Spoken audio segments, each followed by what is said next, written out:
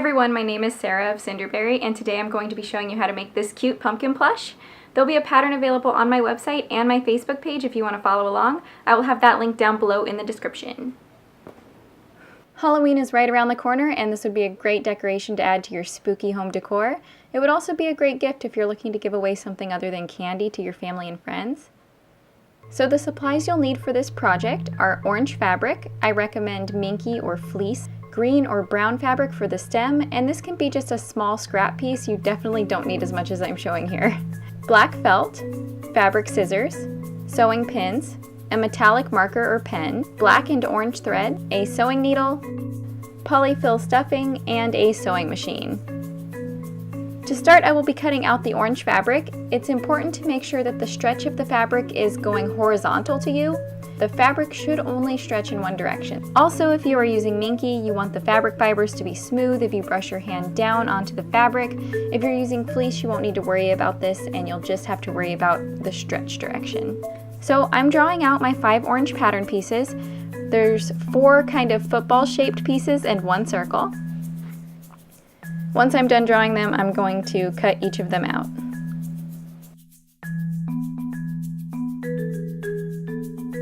First, we want to focus on assembling the top half of the pumpkin. You're going to stack each pair of the football-shaped fabrics right sides together, like so, and then we're going to sew lines just like this. I'm using about a 1/4 inch seam allowance for this project. You can pin the fabric in place before you sew if that's easier for you. I've just done this a couple of times already. As you can see, one is stitched all the way down the side, and the other piece I have left a small hole. This is where we're going to flip our plush right side out after we finish sewing it. Also, if you want to have an easier time, I recommend leaving a larger hole than what I have. Sometimes I like to unintentionally make things harder on myself. I cut off all the excess fabric from the edges to reduce some of the bulk before continuing. So now you're going to open up the fabric pieces, and you're going to place them right sides together and make sure that you line up both of the center seams together. I'm going to sew along the curved edge just like this. And here I have everything pinned in place and ready to go to the machine. As you sew, you can take the pins out, or if you place the pins in the fabric perpendicular, like I have, you could sew over them. Okay, the top of our pumpkin is sewn, and I'm going to cut the excess fabric from the edges to reduce the bulk. This will prevent the fabric from puckering when we turn the plush right side out later on. Now it's time to attach the bottom. This little circle is going to be the base of our pumpkin. You'll want to open up the 4 football-shaped fabrics, and in that hole in the bottom, we are going to pin our circle along the edge, right sides together. Be sure that both pieces of the fabric are flat beneath your sewing foot before you start sewing. This process will require you to reposition the bottom fabric as you work your way around the circle.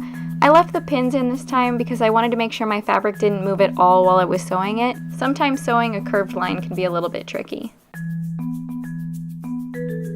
Now that the base is sewn, you're going to find the hole that you left on the side of your pumpkin, and you're going to use this to turn your plush right side out. I struggled with this a bit since I didn't leave a very large opening. Like I said earlier, if you want to have an easier time, you'll want to make sure that opening's a little bit bigger so that you can push the fabric through easier. Once you do finally get your plush flipped right side out, it's time to add some polyfill stuffing. You want to add enough that your plush holds its shape without being too firm. You don't want everything kind of busting at the seams like it's going to rip apart. If you don't add enough stuffing though, your pumpkin will look kind of lumpy. It really just comes down to adding polyfill stuffing until you're happy with the shape. After your pumpkin is nice and plump, it's time to close up the hole in the side that we were using to stuff it. We're going to do this with a ladder stitch. This is also known as an invisible stitch, and it looks something like this. Using orange thread and a sewing needle, I tied a knot on one side of the thread and inserted the needle through the inside of the opening. This stitch involves sewing parallel lines to the opening and then going across and sewing another parallel line. You'll want to pull the fabric tight together as you go along to close the hole, and it's pretty simple once you get the hang of it. Once the hole is closed, tie a knot on the end to secure the stitch.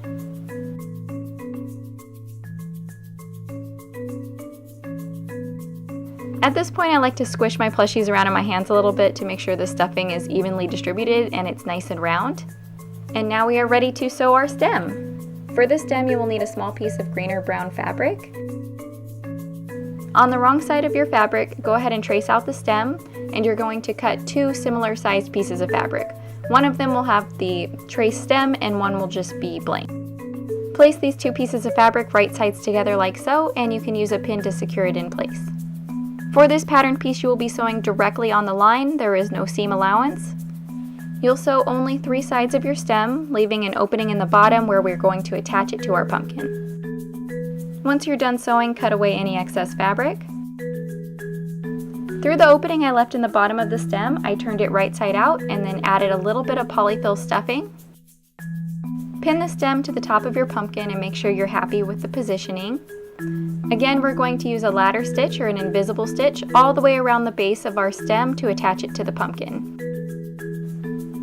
You can take the pins out as you reach them to make it easier to sew, and then tie a knot at the end to secure your stitch. So far so good. It's time to add the jack-o'-lantern face.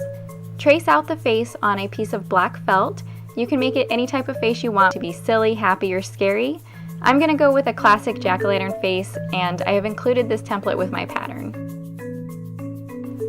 Carefully cut out your felt pieces. The marker lines will be on the back side of the felt, so don't worry about those marker lines. You won't be able to see them once we're done. Once everything is cut out, position your felt pieces on your pumpkin to make the face.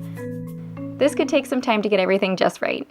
I pinned the pieces in place once I finally decided where I liked them.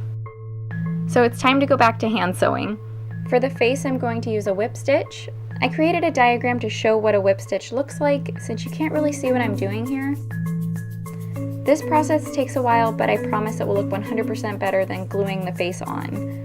When you use a whip stitch to attach felt to Minky, I've noticed that it makes the felt appear to sink into the fabric, so the face actually looks a little bit more dimensional. You're going to stitch on each of the pieces separately and then tie a knot at the end to secure your stitch. And once you have everything attached, your plush is done. I hope you enjoyed this project. Please like this video if you thought it was helpful or if you enjoyed the free pattern. If you have any questions, you can leave a comment and I'd be happy to answer. And you can subscribe to my channel if you want to see more videos from me in the future. Again, I hope you enjoyed this project and I can't wait to see you for the next one.